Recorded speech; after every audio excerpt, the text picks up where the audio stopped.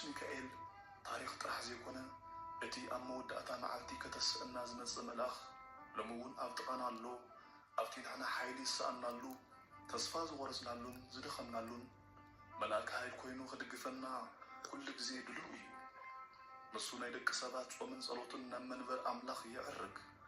ሎሚ ብጸሎቱ ተጊህና ብቓል ኪዳኑ ኣሚንና እንተለሚናዮ ካብ ኩሉ ክፉእ የድሕነና ጥራሕ ዘይኮነስ ኣብቲ ዘፈርሕ መድረኽ ዕለተ ምጽኣት እውን ተጣባቒ ኮይኑ ናብ ናይ ዘለኣለም ህይወት ክመርሓና እዩ።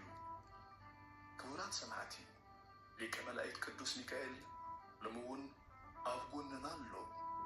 ከምቲ ቅዱስ ዳዊት ዝበሎ መልኣኽ እግዚኣብሔር ኣብ ዙርያቶም ዝፈርሕዎ ይሰፍር የናግፎም ከዓ።